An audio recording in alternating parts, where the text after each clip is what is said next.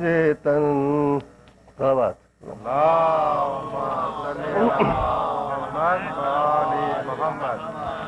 پارے دیگر صلی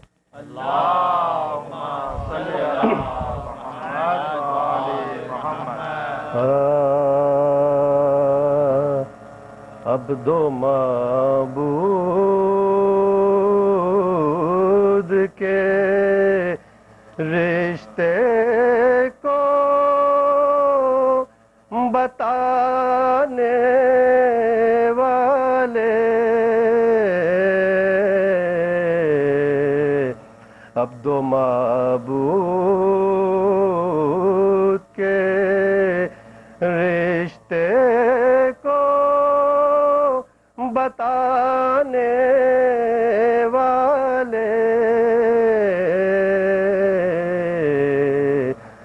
زیادہ حق سے قدم کو نہ ہٹانے والے سر کٹا کر بنا تبلیغ کو چھوڑا شے نے ایسے ہوتے محمد کے گھرانے والے اب تو معبود کے صلوات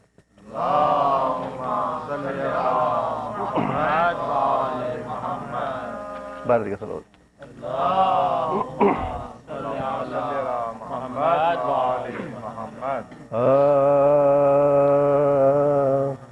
کھینچی ہوئی ہے تصور میں کربلا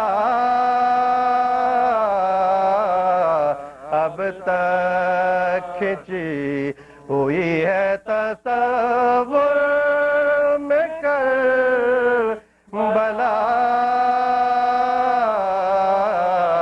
اب نظر میں ہے ستم و جور اشتیاق اب تک نظر میں ہے ستم و جور اشتیاق اب تک کھینچی ہوئی ہے تصور میں کربلا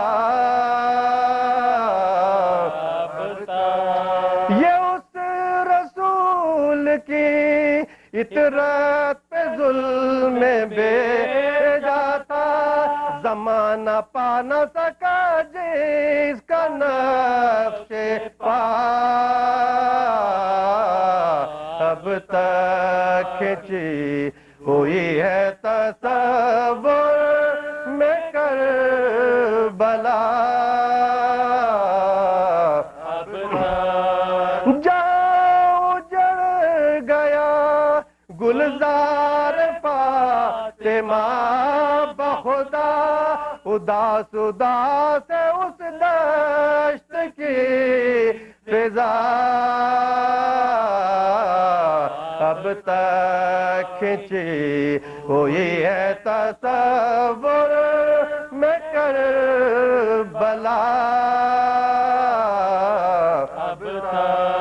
جو کربلا میں قیامت بعد قتل حسین سنائی دیتے ہیں وہ نالہ و بکا اب تک کھینچی ہوئی ہے تصور میں کربلا ملا نہ اصغر غنچہ دہن کو خطرہ تڑپ رہی ہے اسی غم میں القمہ اب تک کھینچی ہوئی ہے تصور میں کربلا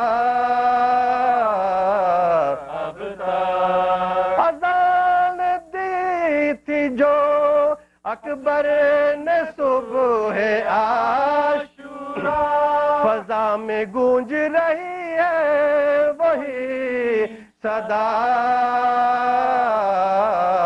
اب تک کھینچی ہوئی ہے تصور میں کربلا پٹک پٹک کے سر اپنا فرات کی موجیں بیان کرتی ہے روداد کربلا اب تک کھینچی ہوئی ہے تصور میں کربلا نظر میں ہے ستم و جور اشقیا اب تک کھینچی ہوئی ہے تصور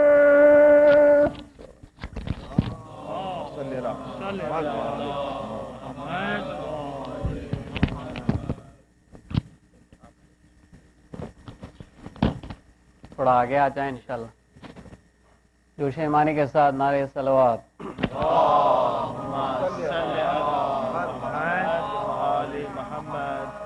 رن میں جب شے کی طرف سے حور دیدار آیا کس بشاشت سے اڑاتا ہوا رہوار آیا غل ہوا سید مظلوم کا غم خار آیا جانے سارے خلف حیدر کرار آیا جانے سارے خلف حیدر کرار آیا فتق نور سرے راہ نظر آتا ہے جلوہ قدرت اللہ نظر آتا ہے جلوہ قدرت اللہ نظر آتا ہے یہ سخن سن کے پکارا پسر سار شریر ہاں طرفدار شہیدی پہ چلے نیزو تیر لے کے حربوں کو بڑا فوج کا امبوہ کثیر فاتحہ پڑھ کے جوان مرد نے کھینچی شمشیر حر کا منہ سرخ ہوا فوج جیسی تم زرد ہوئی شعلہ تیغ سے بجلی کی چمک گرد ہوئی شعلہ تیغ سے بجلی کی چمک گرد ہوئی بڑھ کے فرماتے تھے عباس سے عزت و جا بارک اللہ کے دیتا تھا صدا دل برشا کہتے تھے ابن حسن واہر غازی واوا شاہ ہر ضرب پہ فرماتے تھے ماشاء اللہ اپنی جاں بازی کا غازی جو صلہ پاتا تھا مسکراتا ہوا تسلیم کو جھک جاتا تھا مسکراتا ہوا تسلیم کو جھک جاتا تھا حیف جھکنے میں لعینوں نے جو فرصت پائی سامنا چھوڑ کے فوج عقب سے آئی لاکھوں ریس ادھر اور ادھر تنہائی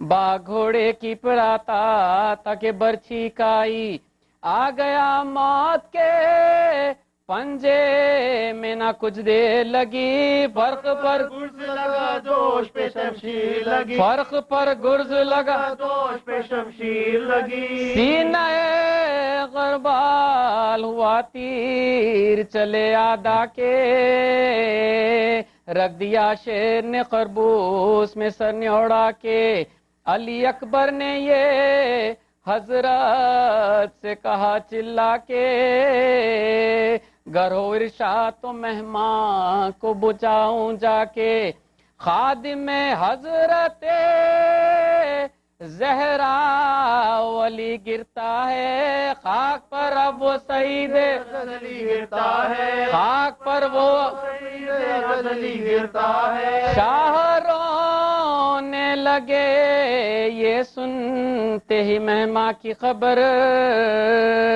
ہو گئی آنسوؤں سے ریش مبارک سفتر، علی اکبر سے کہا تم ابھی ٹہرو دلبر، حر کی امداد کو ہم جائیں گے اے نور نظر، کس سے اس وقت کہوں میں جو خلق مجھ پر ہے، لاش اٹھاؤں گا کہ مہمان کا حق مجھ پر ہے، لاش اٹھاؤں گا کہ مہمان کا حق مجھ پر ہے، یہ سخن کہہ کے چلے رن کو جناب شبیر، وہاں گرا خاک پہ گھوڑے سہرے ہرے با توقیر، دیکھ کر شاہ کو آتے ہوئے بھاگے بے پیر، پہنچے لاشے پہ امام دو جہاں، پہنچے لاشے پہ امام دو جہاں، وقت اخیر چمن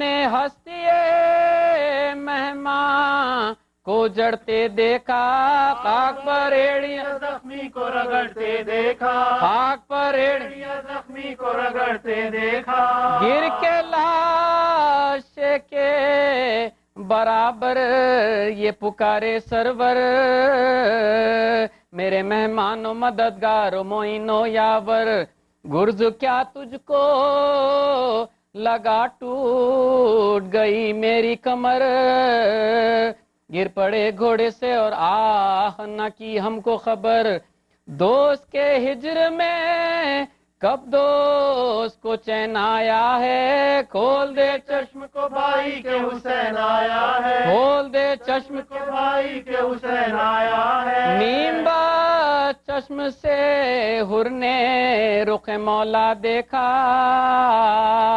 زیر سرزان ہوئے شبیر کا تکیہ دیکھا، مسکرا کر طرف عالم بالا دیکھا، شہ نے فرمایا کہ اے حر جری کیا دیکھا، عرض کی حسن رخ ہو نظر آتا ہے، فرش عرش تلک نور نظر آتا ہے، فرش سے عرش تلک نور نظر آتا ہے، مجھ کو لینے چلے آتے ہیں فرشتے یا شاہ، ملک الموت بھی کرتا ہے محبت کی نگاہ، خلد سے شیر خدا نے نکلے اللہ اللہ، لو برآمد ہوئے شبر بھی پدر کے ہمراہ، ننگے سر احمد مختار کی پیاری آئی، دیکھیے آپ کے نانا کی سواری آئی، دیکھیے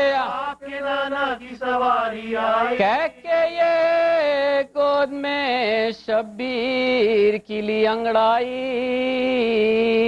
آیا ماتھے پہ عرق چہرے پہ زردی چھائی، شہ نے فرمایا ہمیں چھوڑ چلے کیوں بھائی، چل بسے حر جری پھر نہ کچھ آواز آئی، طائر روح نے پرواز کی توبہ کی طرح، پتلیاں رہ گئی پھر کر شہ والا کی طرح، پتلیاں رہ گئی پھر کر شہ والا کی طائر روح نے پرواز کی توبہ کی، پتلیاں رہ گئی پھر شہ والا کی طرح، پتلیاں رہ گئی پھر کر شہ والا کی طرح،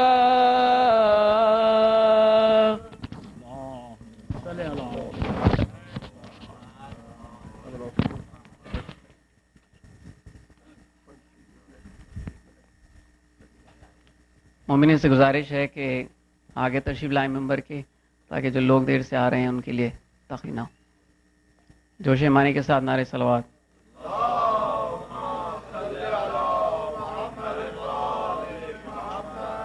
اور آگے آ جائیں جو پیچھے لوگ ہیں انشاءاللہ۔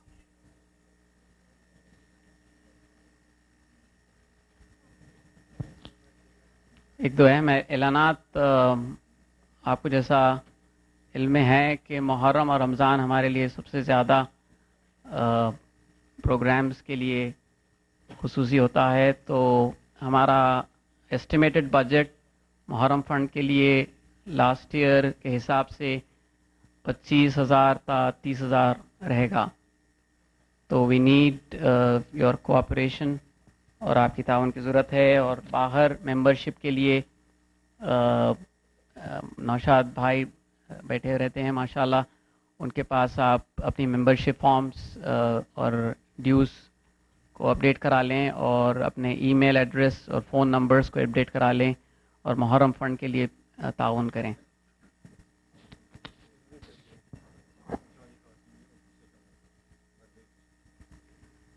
جس کو چھوٹے بچے ہیں وہ دوسرے جو کمرہ ہے اس میں بیٹھیں اور ہمیں شکریہ ادا کرنا چاہیے ہمارے مومنات کے لیے، کیونکہ سب سے زیادہ جو تکلیف ہو رہی ہے مومنات کو ہو رہی ہے کنسٹرکشن کی وجہ سے.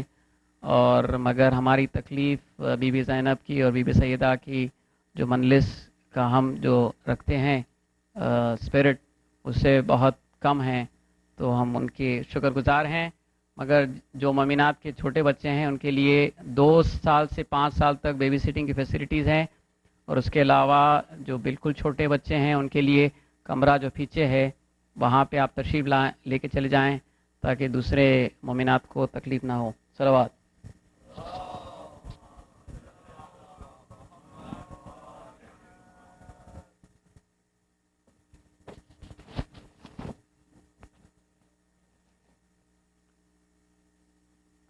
فاتحہ.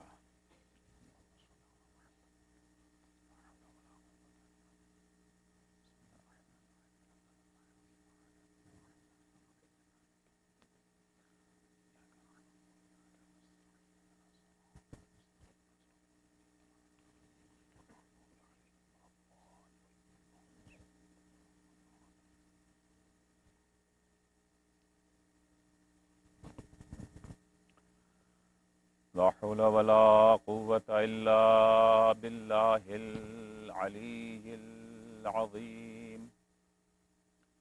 أعوذ بالله من الشيطان اللعين الرجيم. بسم الله الرحمن الرحيم. الحمد لله والصلاة والسلام على رسول الله وعلى آله آل الله، لا سيما بقية الله ولعنة الله على أعدائهم أعداء الله من يومنا هذا إلى لقاء الله. أما بعد فقد قال الله: فأقم وجهك للدين حنيفا فطرة الله التي فطر الناس عليها لا تبديل لخلق الله ذلك الدين القيم ولكن أكثر الناس لا يعلمون. صلوات پڑھیں محمد وآل محمد.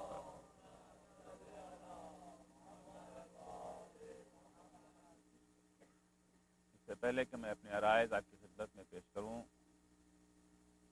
درخواست ہے ایک سورہ فاتحہ کی مرحوم سید شمشاد حسین کاظمی کے.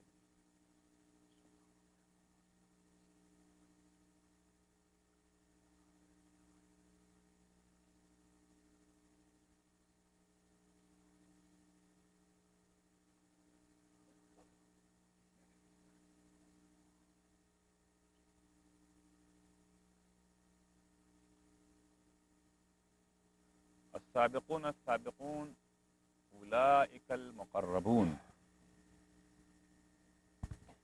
جو کسی نیک کام میں پہلے قدم رکھتے ہیں ثواب بھی انہیں ہی زیادہ ملتا ہے.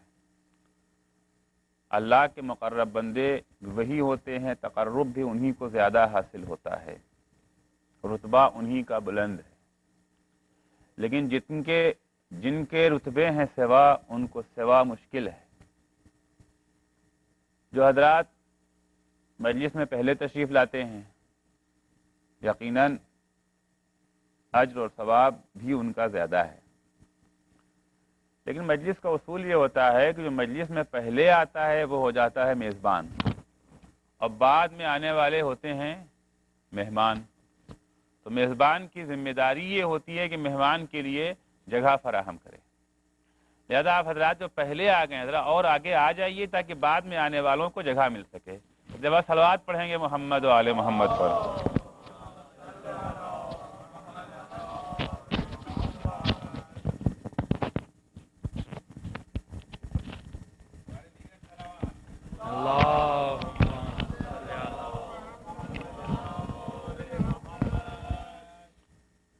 عزیزان گرامی،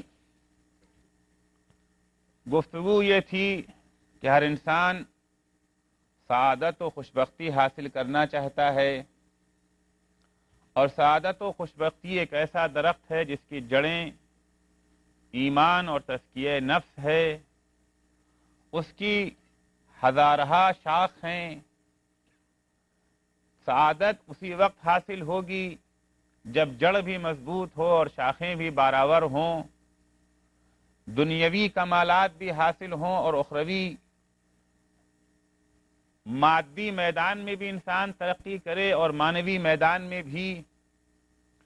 حصول سعادت، حصول خوشبختی کا آغاز ہوتا ہے اس وقت سے جب بطن مادر میں بچے کا نطفہ منعقد ہوتا ہے، کیونکہ انسان کی شخصیت میں جہاں تربیت، ماحول اور غذا کا دخل ہوتا ہے، وہیں خاندانی صفات جو وراثت میں بچے کو ملتے ہیں ان کا بھی بہت بڑا حصہ ہے۔ یہ وہ چیز ہے جسے آج کی سائنس بھی مانتی ہے، اور قرآن و حدیث نے بھی سائنس سے پہلے اس پر روشنی ڈالی ہے۔ سائنس جن صفات کو جین کے ذریعے منتقل کرتی ہے، جس چیز کا نام سائنس نے جین رکھا، اسلامی روایات اور احادیث میں اسے عرق کے نام سے یاد کیا گیا ہے۔ سائنس بعد میں ان انکشافات تک پہنچی، نور وحی و الہام کی روشنی میں حقائق کائنات کو دیکھنے والے ائمہ، انہوں نے 1400 سال پہلے تفصیل سے اس چیز کو بیان کیا ہے کہ کتنی ہوتی ہیں جین، کتنی نسلوں تک چلتی ہیں، کن کن صفات کو منتقل کرتی ہیں۔ تو انسان کی سعادت و شقاوت کا سلسلہ بطن مادر سے شروع ہو جاتا ہے۔ اتنی اہمیت ہے بطن مادر کی، اتنی اہمیت ہے نسل کی، اتنی اہمیت ہے خاندان کی، کہ جب ہم ائمہ علیہ السلام کی زیارت پڑھتے ہیں، وہ زیارتیں جو معصوم دہن سے نکلی ہیں، جہاں سارے صفات بیان کرتے ہیں، ایک صفت یہ بھی بیان کرتے ہیں کہ آپ وہ ہیں جو ہمیشہ پاک صلب اور طاہر رحم میں رہے۔ اشہد انکم کنتم فی الاصلاب الشامخہ والارحام المطہرہ۔ یا جب حضرت مریم جناب عیسیٰ کو لے کر کے شہر ناصریہ میں داخل ہوئی تھیں، یہودیوں نے جب یہ دیکھا کنواری کی آغوش میں ایک بچہ ہے، تو خطاب جو کیا ہے مریم سے انہیں بڑا تعجب ہوا کہ یہ مریم کنواری جن کی شادی نہیں ہوئی ہے، جس خاندان سے مریم کا تعلق ہے، اس خاندان میں تو کنواریوں کے ہاں بچے نہیں ہوتے ہیں، اس خاندان کی لڑکیاں ان کے قدم نہیں لڑکھڑاتے ہیں۔ چنانچہ یہی تو کہا تھا، یا اخت ہارون ما کان امک بغیہ ما کان ابوک امرأ سوء ولا امک بغیہ۔ نہ تمہارا باپ بد کردار تھا، نہ تمہاری ماں بد کردار تھی، پھر بد کرداری تمہارے یہاں آئی کہاں سے؟ جب تمہاری نسل میں بد کرداری نہیں ہے تو تم کیسے بد کردار ہو گئیں؟ تو معلوم ہوا نسل کے صفات منتقل ہوتے ہیں بچے کے اندر۔ مولا کائنات فرماتے ہیں، اذا کرما اصل الرجل کرما مغیبہ و محضرہ۔ شریف دو طرح کے ہوتے ہیں، کچھ مجمع میں شریف ہو جاتے ہیں، لوگوں کے سامنے شریف ہو جاتے ہیں، لیکن جب لوگوں کی نگاہوں کی زد سے نکل جاتے ہیں، جب تنہائی میں ہوتے ہیں، جب خلوت میں پہنچتے ہیں تو شرافت غائب ہو جاتی ہے۔ یہ وہ شریف ہوتے ہیں جن کا خاندان شریف نہیں ہوتا ہے، لیکن اذا کرما اصل الرجل کرما محضرہ و مغیبہ، جن کی اصل کریم ہوتی ہے، جو خاندانی شرافت والے ہوتے ہیں، وہ چاہے مجمع میں ہوں جب بھی شریف ہوں گے، اکیلے میں ہوں جب بھی شرافت دامن نہیں چھوڑے گی۔ صلوات پڑھیں گے محمد و آل محمد پر۔ اسی خاندانی شرافت اور وراثت خاندانی کی طرف اشارہ کرتے ہوئے مولا کائنات فرماتے ہیں، زندگی میں ہر انسان کو احتیاج ہوتی ہے، انسان دوسرے کا محتاج ہوتا ہے، ضرورتیں پیش آتی ہیں۔ مولا کہتے ہیں دیکھو جب تمہیں ضرورت پیش آئے تو کس کے سامنے ہاتھ پھیلانا؟ ہر کس و ناکس کے سامنے ہاتھ نہ پھیلانا، ہاتھ پھیلانے سے پہلے خاندان کا پتہ لگا لینا، شریف خاندان ہے یا ذلیل خاندان ہے۔ علیکم فی قضاء حوائجکم بکرام الانفس والاصول تنجح لکم عندہم من غیر مطال ولا من۔ جب بھی ہاتھ پھیلانا، جب بھی ضروریات زندگی کو لے کے کسی کے پاس جانا، جانے سے پہلے دیکھنا خود کتنا شریف ہے، خاندان کتنا شریف ہے۔ کیونکہ اگر تم ان لوگوں کے سامنے ہاتھ پھیلاؤ گے جو خود بھی شریف ہیں، خاندان بھی ان کا شریف ہے، بغیر کسی ٹال مٹول کے، بغیر کسی احسان کے تمہاری ضروریات کو پورا کر دیں گے۔ لیکن اگر ذلیلوں کے پاس جاؤ گے، ان کے سامنے ہاتھ پھیلاؤ گے جن کا تعلق ذلیل خاندانوں سے ہے، جنہیں وراثت میں ضلالت ملی ہے، بخل ملا ہے، کنجوسی ملی ہے، ان کے سامنے اگر ہاتھ پھیلاؤ گے تمہیں ذلیل بھی کریں گے، ٹال مٹول بھی کریں گے، احسان بھی جتائیں گے اور حاجت بھی تمہاری پوری نہ کریں گے۔ صلوات پڑھیں گے محمد و آل محمد پر۔ خاندانی شرافت کا وہ اثر ہوتا ہے کہ اگر شجاع افراد ڈھونڈنے ہیں، اگر شریف افراد ڈھونڈنے ہیں، اگر باکردار افراد تلاش کرنا ہے تو ان خاندانوں میں جا کر کے دیکھیے جن کی شہرت ہو شجاعت میں، جن کی شہرت ہو سخاوت میں، جنہوں نے برسہا برس جن کے خاندان نے امتحان دیا ہو، جب کبھی قوم پر مشکل وقت آیا تو سینہ سپر ہو گئے، جب کبھی قوم قحط کا شکار ہوئی، جب کبھی قوم غربت میں مبتلا ہوئی، اپنا سب کچھ لٹا دیا قوم کے لیے۔ وہاں تمہیں شجاع ملیں گے، وہاں تمہیں سخی ملیں گے۔ ایسے خاندانوں میں تمہیں شجاع نہ ملیں گے، ایسے خاندانوں میں تمہیں اہل سخا نہیں ملیں گے جنہوں نے ہمیشہ بزدلی سے کام لیا، جنہوں نے ہمیشہ بخل سے کام لیا۔ پورے خاندان کی تاریخ گواہ ہے کبھی بھی ایک پیسہ جیب سے نہ نکل سکا۔ صلوات پڑھیں گے محمد و آل محمد پر۔ جب مولا کائنات علی ابن ابی طالب علیہ السلام نے مالک اشتر کو اپنا گورنر بنا کر کے مصر بھیجا ہے، اور وہ مشہور عہد نامہ مالک اشتر، فرمان جو مالک اشتر کو خطاب کر کے لکھا ہے علی نے، کہ جو آج صدیاں گزر جانے کے باوجود اہل حکومت و فرما روائی کے لیے ایک درس ہے، اور ان کی آنکھیں حیرت و تعجب سے کھلی رہ جاتی ہیں۔ مولا کائنات کہتے ہیں دیکھو جب تم جا رہے ہو، ظاہر سے بات انسان جہاں جائے گا، جہاں رہے گا، کچھ کو اپنا دوست بنائے گا، کچھ اس کے ہمنشیں ہوں گے، کچھ اس کے دوست ہوں، احباب ہوں گے۔ دیکھو تم گورنر ہو، تمہیں معلوم ہونا چاہیے کہ کن لوگوں سے دوستی کرنا، کن سے دوستی نہ کرنا۔ مولا فرماتے ہیں ثم الصق بذوی المروءات والاحساب ومن اہل البیوتات الصالحہ والسوابق الحسنہ ثم اہل النجدۃ والشجاعہ والسخاء والسماحہ لأنهم جماع من الکرم وشعب من العرف۔ اے مالک، اگر دوست بنانا چاہتے ہو تو دیکھو ان خاندانوں میں دوستی قائم کرنا جو صاحب کردار بلند ہیں، ان خاندانوں سے دوست انتخاب کرنا جو نیک گھرانے ہیں، جن کی نیکیاں مشہور ہیں، بہادر گھرانوں میں دوستی قائم کرنا، بلند ہمت گھرانوں میں دوستی قائم کرنا، ان میں دوستی قائم کرنا جو سخاوت کے لیے مشہور ہیں، کیونکہ یہ وہ گھرانے ہوتے ہیں جہاں پر فضیلتیں جمع ہو جاتی ہیں جو نیکیوں کا سرچشمہ ہے۔ اے مالک، تم جب حکومت کرنے جاؤ گے تو تمہیں اپنی حکومت کے لیے اسٹاف کی ضرورت پڑے گی۔ کن لوگوں کو اپنی حکومت کا کارندہ بناؤ گے؟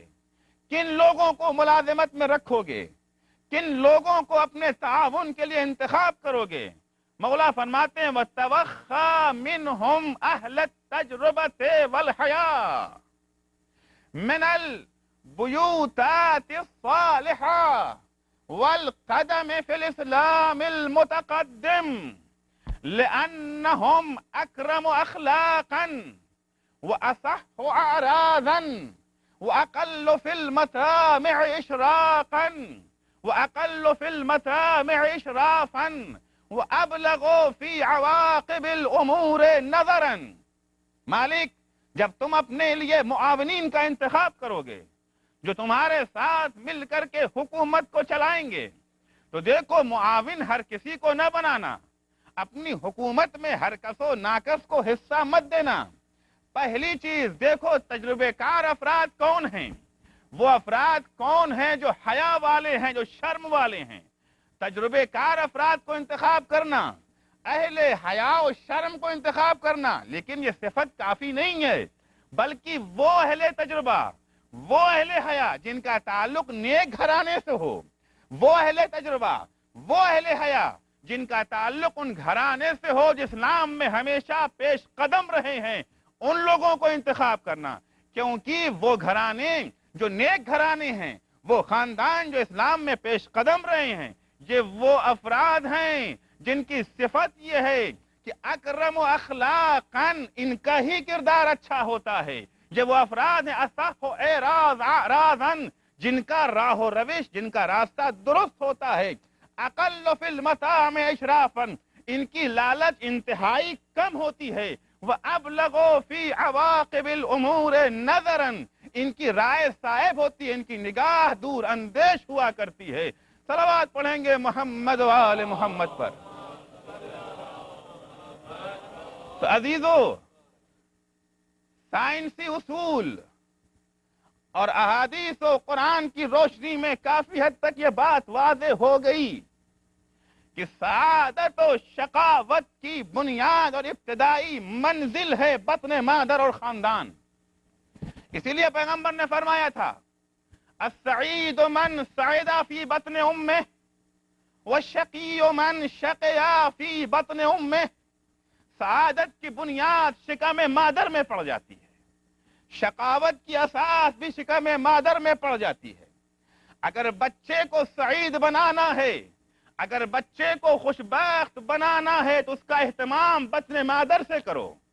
انتخاب ہمسر کے وقت کرو، جس وقت شوہر کا انتخاب کیا جا رہا ہے، جس وقت بیوی کا انتخاب کیا جا رہا ہے، لڑکے لڑکی کے انتخاب کے موقع پر، لڑکی لڑکے کے انتخاب کے موقع پر، دونوں خاندان جب انتخاب کرنے چلیں پہلی چیز یہ دیکھیں کہ کتنا شریف خاندان ہے، کتنا شریف خاندان ہے۔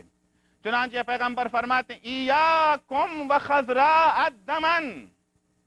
قیل یا رسول اللہ وما خضراء الدمن؟ قال المرأة الحسناء فی منبت سوء۔ پیغمبر فرماتے دیکھو خضرائے دمن سے بچے رہنا۔ جب کبھی شادی کا ارادہ ہو، جب کبھی خاندان تشکیل دینے کا ارادہ ہو، خضرائے دمن سے ہمیشہ دور رہنا۔ پوچھا گیا یا رسول اللہ یہ خضرائے دمن کیا ہوتا ہے؟ فرماتے المرأة الحسناء فی منبت سوء، وہ خوبصورت عورت جو برے خاندان میں پلی بڑھی ہو، کبھی اس کے قریب مت جانا۔ صلوات پڑھیں گے محمد و آل محمد پر۔ کبھی اس کے قریب نہ جانا، کیونکہ خاندان کے اثرات بچے پر اثر انداز ہوتے ہیں، خاندانی فضائل اور رذائل بچے پر اثر کرتے ہیں۔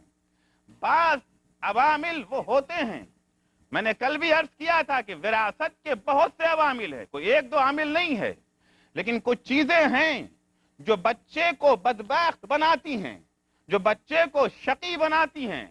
انہی چیزوں میں سے کچھ چیزوں کو سائنس نے ثابت کر دکھایا، احادیث نے بھی تذکرہ ہوا۔ میں دو ایک باتیں آپ کی خدمت میں پیش کرتا ہوں۔ اور اسلام نے پوری کوشش کی ہے نسل کی طہارت کے لیے، نسل کی عقلی سلامتی کے لیے، نسل کی جسمانی سلامتی کے لیے، نسل کی معنوی سلامتی کے لیے، نسل کی روحانی سلامتی کے لیے کہ آنے والی نسل ہر طرح سے سالم نسل رہے۔ آج سائنس بھی مانتی ہے، میڈیکل سائنس کا بھی یہ کہنا ہے کہ اگر والدین پاگل ہیں، دیوانے ہیں، جنون ان کے اندر پایا جاتا ہے، یہ صفات بچے میں منتقل ہوں گے۔ زیادہ تر پاگل ماں باپ کے بچے پاگل ہوا کرتے ہیں۔ عزیزو، جنون بڑی مصیبت ہے، اپنے لیے بھی مصیبت ہے اور سماج کے لیے بھی مصیبت ہے۔ چنانچہ ایک شخص آتا ہے امام جعفر صادق علیہ السلام کے پاس، آ کر کے امام سے عرض کرتا ہے کہ مولا، ایک شخص ہے جسے ایک خوبصورت عورت سے محبت ہو گئی ہے، مگر وہ عورت پاگل ہے، وہی مجنونہ، کیا یہ شخص اس سے شادی کر سکتا ہے؟ امام نے کہا لا، ہرگز نہیں، ہرگز نہیں۔ ہاں، اگر پاگل کنیز ہے اس کے پاس، اس پاگل کنیز سے جنسی تسکین تو کر سکتا ہے، لیکن بچہ اس سے پیدا نہیں کر سکتا۔ ان كانت عنده امة مجنونة فلا باس ان يطعها ولا يطلب ولدها، بچہ اسے پیدا نہ کرے، کیونکہ اگر بچہ پیدا ہوگا ماں کا جنون سرایت کرے گا بچے کے اندر۔ اور اسلام قطعاً ہرگز نہیں چاہتا کہ مسلم امت میں جنون یا دیوانگی یا حماقت نظر آئے۔ عقلی سلامتی بہت اہم ہے۔ عزیزوں، میں نے بار بار عرض کر رہا ہوں کہ جو باتیں میں پیش کر رہا ہوں یہ وہ باتیں ہیں جسے آج کی سائنس اور آج کا علم بھی تسلیم کرتا ہے۔ آپ ڈاکٹر کیرل کی راہ زندگی اٹھا کر کے دیکھیں، مجھے انگریزی میں اس کا نام نہیں پتا، میں نے فارسی میں پڑھا اس کتاب کو۔ ڈاکٹر کیرل جو انسان شناسی کے مشہور دانشور ہیں، وہ اپنی کتاب میں لکھتے ہیں بہت بڑا جرم یہ ہے کہ پاگل ماں باپ سے بچے پیدا ہوں۔ بہت سے ممالک نے قوانین اس طرح کے بنا رکھے ہیں کہ پاگل ماں باپ سے بچے پیدا نہ ہو سکیں۔ اسلام نے بھی اسی بات پہ زور دیا ہے۔ چنانچہ پیغمبر اسلام صلی اللہ علیہ وآلہ وسلم فرماتے ایاکم وتزوج الحمقاء فإِنَّا صُحْبَتَهَا بَلَاءٌ وَوَلَدَهَا ضَيَاءٌ۔ دیکھو، کبھی بھی احمق، بیوقوف اور پاگل لوگوں سے شادی نہ کرنا، کبھی بھی شادی نہ کرنا۔ کیوں؟ فَإِنَّا صُحْبَتَهَا بَلَاءٌ، کیونکہ ایسے لوگوں کی ہمنشینی ایک مصیبت ہے، بلا ہے۔ وَوَلَدَهَا ضَيَاءٌ، اور جو بچہ ان سے دنیا میں وجود میں آئے گا یہ سماج کے لیے مصیبت ہے۔ لہذا نہ پاگل سے شادی کرنا، نہ احمق سے شادی کرنا۔ کیوں؟ اس لیے کہ ان کے صفات بچے میں منتقل ہوں گے اور بچہ سعید بننے کے بجائے شقی بن جایا کرے گا۔ ایک اور چیز جو بچے پر بطن مادر میں اثر انداز ہوتی ہے وہ ہے شراب۔ شراب خود مصیبت، شراب پینے والے کے لیے مصیبت، معاشرے کے لیے مصیبت، سماج کے لیے مصیبت۔ شرابی سے جو بچے پیدا ہوتے ہیں وہ خود مصیبت ہوتے ہیں۔ میں بار بار عرض کیے دے رہا ہوں کہ جو باتیں میں کہہ رہا ہوں صرف مذہبی عقیدہ نہیں پیش کر رہا ہوں، ان تمام مذہبی نظریات، عقائد، احادیث اور آیات کے پیچھے سائنسی تائید بھی موجود ہے۔ اگرچہ سائنسی تائید نہ بھی ہوتی تو ہمیں کوئی اس کی ضرورت نہ تھی، کیونکہ ہمارے لیے قول خدا ہی سب کچھ ہے، قول نبی ہی سب کچھ ہے۔ لیکن خوشبختی یہ ہے کہ آج سائنس نے بھی اس کی تصدیق کر دی ہے۔ میں گساری، شراب خواری، افسوس یہ ہے کہ آج دنیا پر چھاتی جا رہی ہے، اور نتیجے میں گرتے ہوئے اخلاقی اقدار بھی سب کے سامنے چلے آ رہے ہیں کہ بشریت کتنی گرتی جا رہی ہے، تمام مادی ترقیوں کے باوجود، تمام سائنسی ارتقاء کے باوجود انسان ترقی نہ پا سکا. ہاں جانور تو آگے بڑھ گیا لیکن انسان آگے نہ بڑھ سکا ہے. انسانیت دن بدن گرتی جا رہی ہے. عزیزان گرامی، اسلام نے شدت کے ساتھ منع کیا ہے شرابی کے ساتھ شادی کو. چنانچہ امام جعفر صادق علیہ السلام ایک حدیث کے ضمن میں فرماتے ہیں، من زوجا کریمتہ من شارب خمر فقد قطع رحمہ. قطع رحم اور صلہ رحم، قطع رحم اسلام میں حرام ہے، صلہ رحم واجب ہے.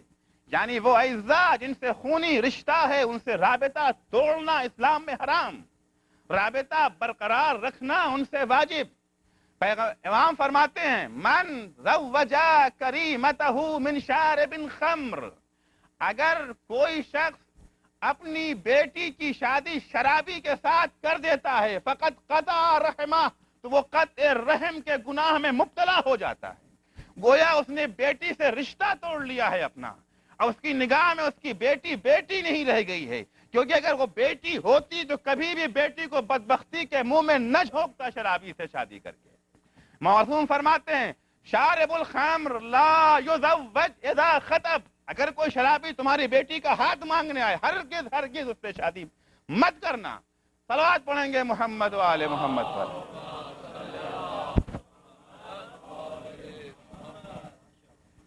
شرابی، شراب انسان کے جسم پر بھی برے اثر چھوڑتی ہے اور انسان کے ذہنی اور مغزی خلیوں اور سیلز کے اوپر بھی غلط اثر چھوڑتی ہے. وہ اثرات بچے میں منتقل ہوتے ہیں. ایک تو شرابی کی اولاد، اور دوسرے اگر نطفے کا انعقاد مستی کے عالم میں ہو جائے وہ اس سے زیادہ خطرناک. تو اولاً تو شرابی کے ساتھ شادی صحیح نہیں، منع کیا گیا، گناہ ہے.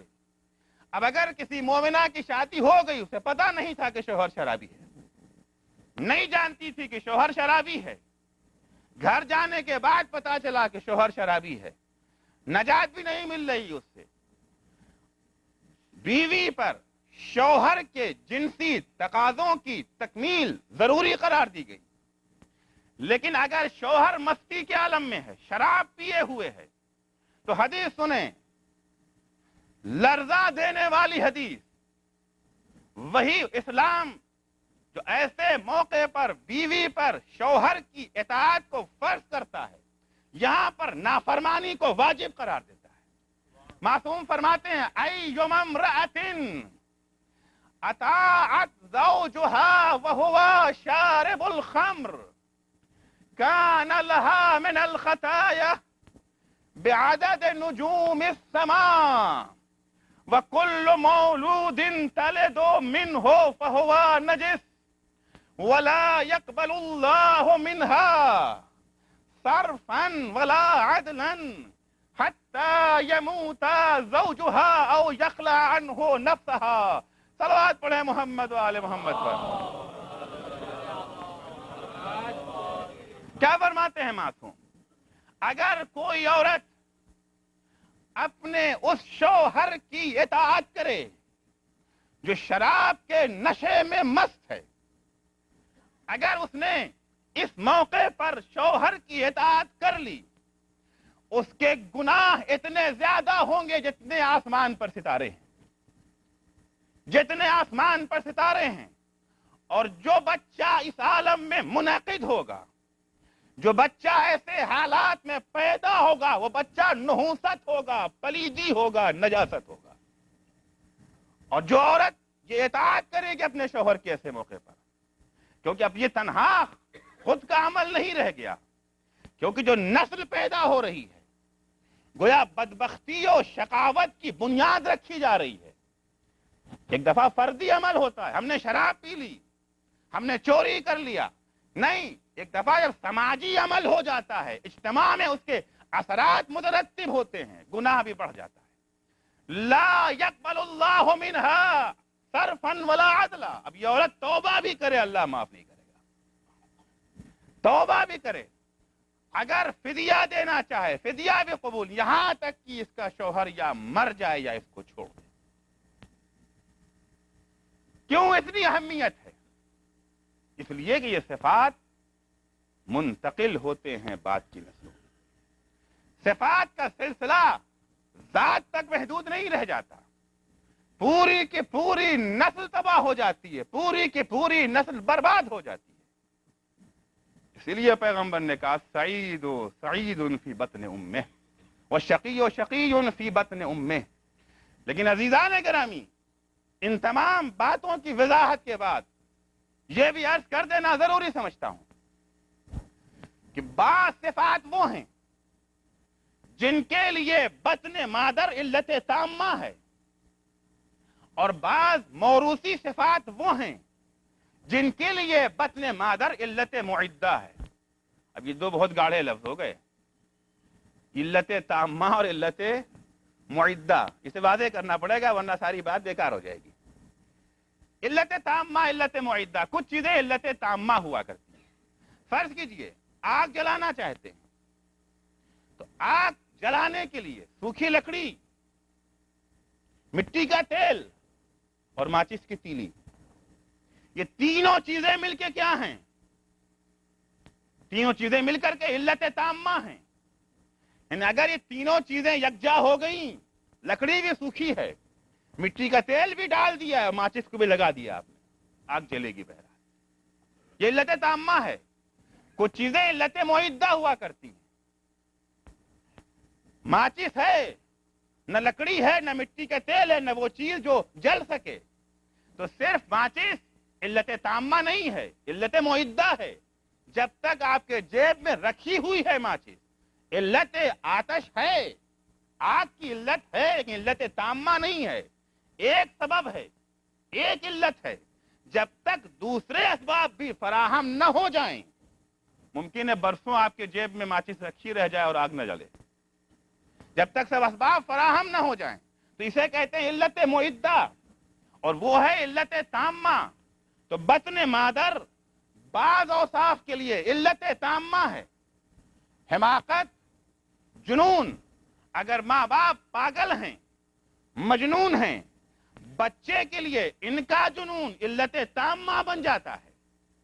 لیکن اور اوصاف جو ہیں ان کے لیے علت تامہ نہیں ہے، علت معدہ ہے۔ یعنی بطن مادر ان اوصاف کے لیے زمین ہموار کر دیتا ہے۔ اچھے اوصاف کے لیے، برے اوصاف کے لیے، اگر والدین اچھے اوصاف کے حامل ہیں، اگر والدین کا تعلق اچھے خاندان سے ہے، اچھائی کے لیے زمین ہموار ہو جاتی ہے۔ اگر والدین کا تعلق برے خاندان سے ہے، اگر والدین برے اوصاف کے حامل ہے، برائی کے لیے زمین ہموار ہو جاتی ہے۔ اب پیدا ہونے کے بعد اوصاف اچھے ملے تھے، زمین ہموار تھی اچھائی کے لیے، لیکن بعد میں ماحول برا مل گیا، تربیت بری مل گئی، اچھے اوصاف کے حامل ہونے کے باوجود بچہ برا ہو گیا، خاندان سے برے صفات ملے تھے، برے اوصاف لے کر کے آیا تھا، لیکن بعد میں اسے اچھا ماحول مل گیا، اچھی تربیت مل گئی۔ اچھا ماحول، اچھی تربیت خاندان کے برے اوصاف کو ختم کر سکتا ہے۔ لکڑی بھی موجود تھی، ماچس بھی موجود تھی، ماچس کو جلایا بھی گیا لیکن پانی ڈال دیا گیا، جل جانا چاہیے تھا، لیکن پانی نے اس اثر کو ختم کر دیا، کیونکہ تنہا لکڑی، تنہا ماچس علت تامہ نہیں تھی، علت معدہ تھی۔ اگر پانی نہ ہوتا، اگر لکڑی خشک ہوتی تو لکڑی جل جاتی۔ عزیزو، یہی حال ہے بچے کا بطن مادر میں۔ بچہ جو خاندانی اوصاف کو لیتا ہے، جو ماں باپ کے صفات کو لیتا ہے، زمین ہموار ہو جاتی ہے، ایک منزل طے ہو جاتی ہے۔ اب اگر اچھے اوصاف کے حامل بچے کو اچھا ماحول بھی مل جائے، اچھے اوصاف کے حامل بچے کو اچھی تربیت بھی مل جائے، اچھا استاد بھی مل جائے تو کیا کہنا، لیکن اگر اوصاف اچھے تھے، ماحول غلط مل گیا، تربیت بری مل گئی، اسی کو جو کہتے ہیں ولی کے گھر میں شیطان۔ لیکن خاندان برا تھا، وراثت بری تھی، استاد اچھا مل گیا تو معاویہ ابن یزید بن کر کے ابھرتا ہے۔ صلوات پڑھیں گے محمد والے محمد پر. یزید کا بیٹا معاویہ، نسل اندر نسل خباثت، پوری نسل میں کہیں طہارت نہیں. چاہیے تو یہ تھا یہ بھی خبیث نکلتا، لیکن نسل علت تامہ نہیں تھی، علت معدہ تھی. استاد محب اہل بیت مل گیا، محبت اہل بیت کے سائے میں جب تربیت ملی، اچھے استاد نے جو تربیت دی گویا آگ کے اوپر پانی پڑ گیا. صلوات پڑھے محمد والے محمد پر.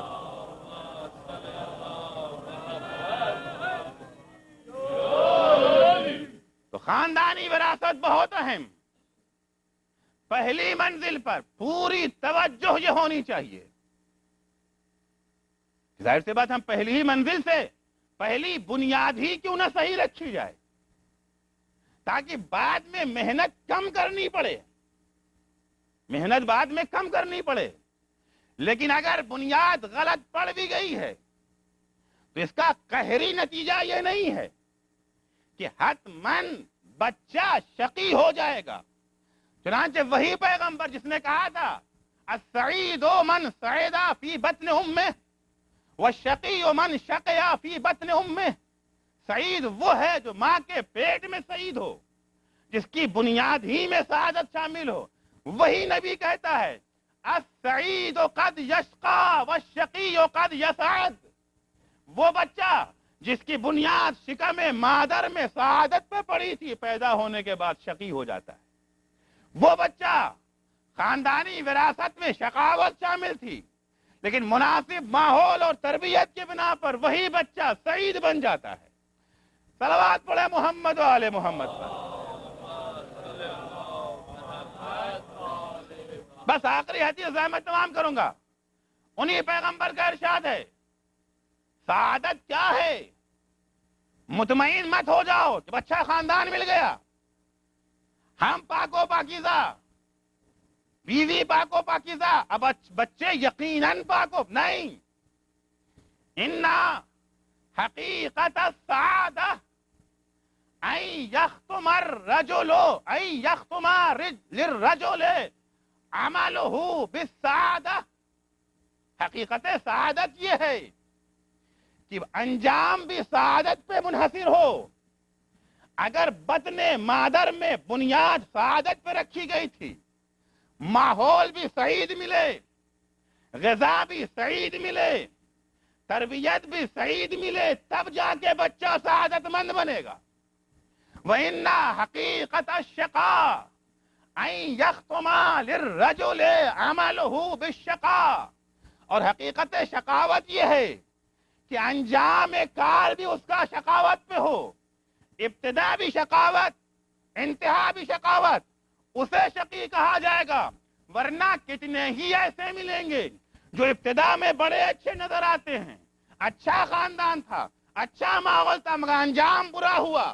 کتنے ایسے ملیں گے جن کی ابتدا میں شقاوت تھی، خاندان برا تھا، ماں باپ برے تھے، ماحول برا تھا، تربیت کی وجہ سے یا کسی دوسرے اسباب و علل کی بنا پر انجام اچھا ہوا. عزیزو، کربلا میں دونوں کردار موجود ہیں.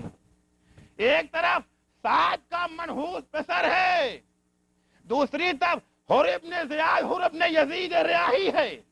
کون کہہ سکتا تھا عاشور سے پہلے حر کا انجام یہ ہوگا؟ کون کہہ سکتا تھا عمر سعد کا انجام یہ ہوگا؟ عمر سعد ایک اچھے خاندان کی فرد تھا، ابتدا سے یہ برائیاں نہ تھیں، انجام برا ہوا. جس ماحول میں بیٹھا، جس دربار میں بیٹھا، دربار کی کثافتوں نے ابتدائی سعادتوں کو ختم کر دیا. اور حر وہ تھا، ابتدا میں شقاوت ہے حر کے یہاں، لیکن انجام وہ حر کا ہوا ہے جو دنیا میں ممتاز انجام. تو سعادت وہ سعادت ہے کہ انجام بھی سعادت پہ ہو. شقاوت وہ شقاوت ہے کہ انجام بھی شقاوت پہ ہو. کیا عجب حر کے ہاں امتزاج نظر آتا ہے. ایک وہ موقع ہے جب لجام فرس سے حسین پہ ہاتھ ڈالتا ہے تو حسین کہتے ہیں نا جا تیری ماں تیرے ماتم میں بیٹھے. اور ایک وہ موقع آتا ہے کہ حسین کا زانو ہے اور حر کا سر ہے. اور حسین کہتے واہ تیری ماں نے کیا اچھا تیرا نام ہر رکھا تھا. وہ شقاوت کی انتہا، یہ سعادت کی معراج، یہ سعادت کی معراج. بس چند منٹ آپ کی زحمت اور اس کے بعد مجلس ختم. اور جب لجا میں فرس حسین پہ ہاتھ ڈالتا ہے، ایک دفعہ حسین نے یہی تو کہا کہ ہر تیری مجال، جا تیری ماں تیرے ماتم میں بیٹھے. عزیزو، ہر نے یہ جملہ سنا اور سننے کے بعد جواب میں کیا کہا؟ مولا آپ نے تو میری ماں کا نام لے لیا، لیکن میں کیسے آپ کی ماں کا نام لے سکتا ہوں؟ آپ کی ماں تو وہ پاکیزہ بیوی جس کا نام زبان پر لانے کے لیے پہلے وضو کرنا پڑتا ہے. عزیزو، حسین امام ہے. امام کا کوئی عمل جذبات کی رو میں بہہ کے نہیں ہوتا. ہر زبان سے نکلنے والا لفظ حکمت میں ڈوبا ہوا لفظ ہوتا ہے. امام جذبات میں کوئی بات نہیں کہتا. امام نے اگر کہا تھا ہر جا تیری ماں تیرے ماتم میں بیٹھے، اس کے پیچھے ایک حکمت نہا تھی. عجب نہیں حکمت یہ رہی ہو کہ اس طرح سے حسین ہر کے دل میں اپنی ماں کا تصور اجاگر کرنا چاہتے ہیں کہ ہر تو کس کے مقابلے میں آیا ہے؟ پتا ہے تجھے تو کس کے مقابلے میں آیا ہے؟ میں فرزند فاطمہ ہوں. تو کس سے جنگ کرنے آیا ہے؟ میں رسول کا نواسا ہوں، میں علی کا لخت جگر ہوں. اور یہ جملہ حسین کا اپنا کام کر گیا تھا. حسین کا جملہ اپنا کام کر گیا. روح ہر اسی وقت سے بے چین ہے، یہاں تک کہ جب شب عاشور آ جاتی ہے اور یہ بات اپنے یقین کو پہنچ گئی کہ کل جنگ ہونا ہی ہے. اب جو ہر کی کیفیت ہے، تاریخ میں ملتا ہے کہ ہر اپنے خیمے میں بے چینی کے ساتھ ٹہل رہا ہے. بے چینی کے ساتھ ہر اپنے خیمے میں ٹہل رہا ہے. غلام یہ سمجھتا ہے کہ شاید ہر پیاسا ہے، گرمی کی شدت ہے، پیاس کی وجہ سے بے چینی ہے. ہر کا غلام ایک کاسے میں پانی لے کر کے ہر کے سامنے پیش کرتا ہے. ہر نے پانی کو دیکھا، جانے ہر کو پانی میں کیا نظر آیا، جانے ہر کے ذہن میں کیا بات آئی کہ ایک دفعہ ہر نے پانی کو اٹھا کے زمین پہ پھینک دیا. ہر کا غلام ہر کے بھائی کے پاس جاتا ہے. اس وقت تمہارے بھائی کا میں بڑا عجیب عالم دیکھ رہا ہوں، بے چینی کے ساتھ ٹہل رہے ہیں. میں نے پانی دیا، پانی بھی نہ پیا، اسے اٹھا کر کے زمین پر پھینک دیا. ہر کا بھائی ہر کے پاس آیا، بھیا میں یہ کیا سن رہا ہوں، یہ کیسا اضطراب، یہ کیسی بے چینی، یہ وجہ کیا ہے؟ ہر نے بھائی کو جواب نہ دیا، ہاتھ پکڑا، اپنے خیمے سے باہر آیا اور لے جا کر کے حسین کے خیمے کے پیچھے کھڑا ہو گیا. کہے بھائی تو میرے اضطراب کی وجہ جاننا چاہتا ہے، تو میری پریشانی کا سبب جاننا چاہتا ہے نا؟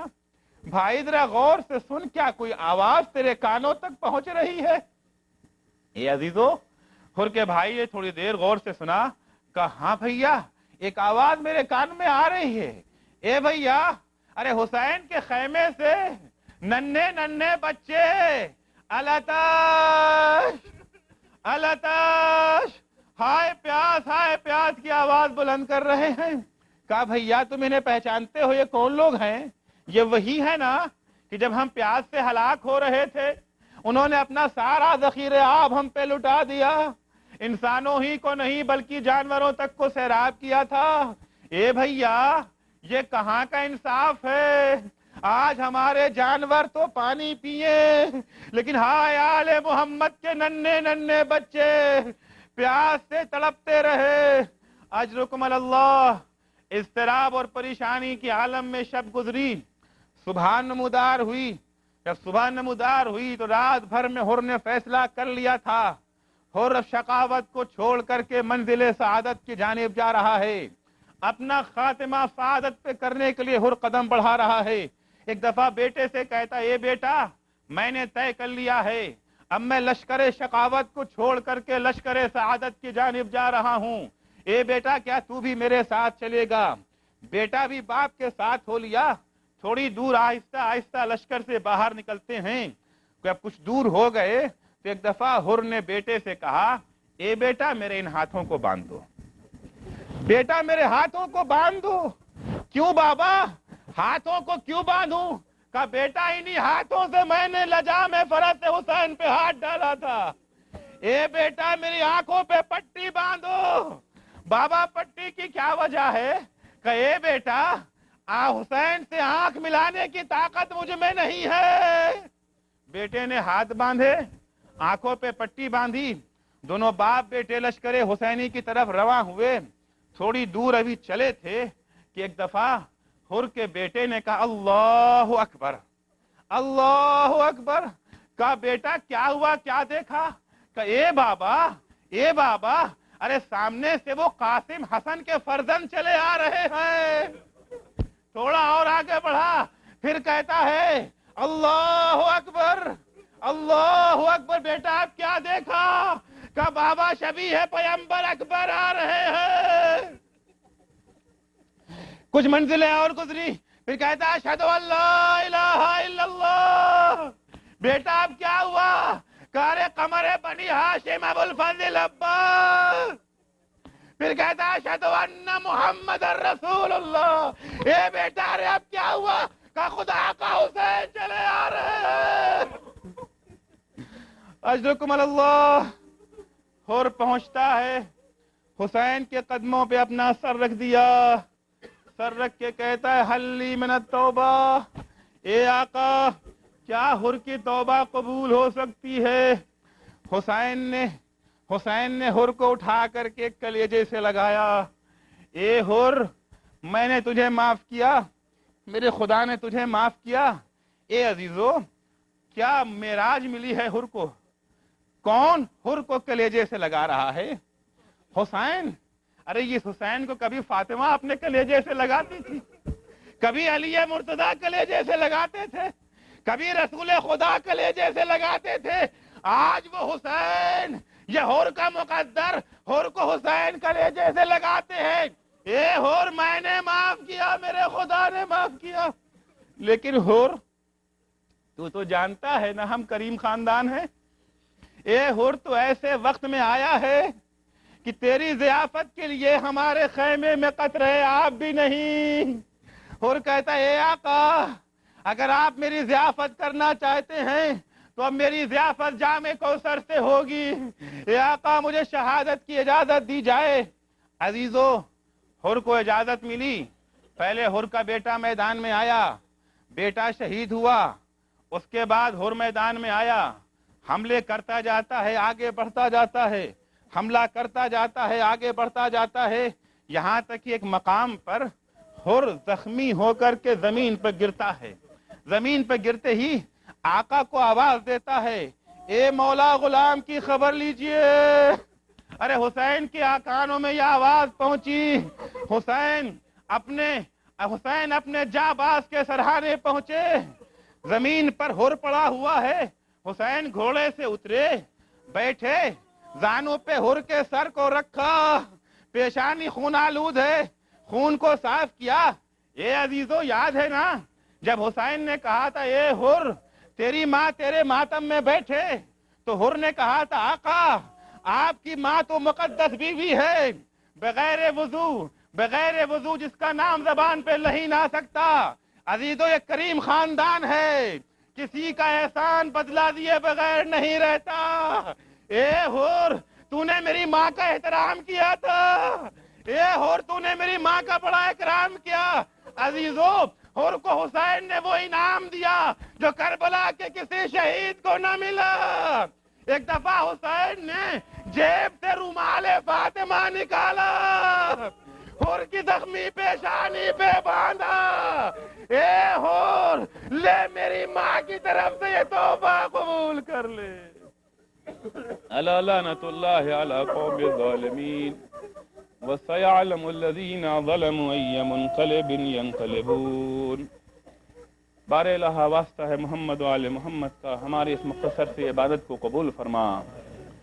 پالنے والے ہمیں توفیق کرامت فرما کہ ہم اپنے بچوں کی صحیح تربیت کر سکیں. پالنے والے واسطہ ہے محمد و آل محمد کا، ہمیں توفیق کرامت فرما کہ ہمارے دلوں میں دن بدن اہل بیت کی محبت میں اضافہ ہوتا رہے. معبود ہمیں اہل بیت کے نقش قدم پہ چلنے کی توفیق کرامت فرما. ہمیں اسلامی تعلیمات کو سمجھ کے اس پر عمل کرنے کی توفیق کرامت فرما. امام زمانہ کے ظہور میں تعجیل فرما. جب حضرت کا ظہور ہو تو ہمارے اعمال ایسے ہوں کہ ہم ان کے اصحاب و انصار میں شمار ہو سکیں. اللہم عجل فی فرج مولانا صاحب الزمان واجعلنا من اعوانہ و انصارہ. شبیر کا لا الہ کے پڑھنے والوں، لا الہ سے پوچھ لو، لا الہ کے پڑھنے والوں، لا الہ سے پوچھ لو. لا الہ تو بچ گیا گھر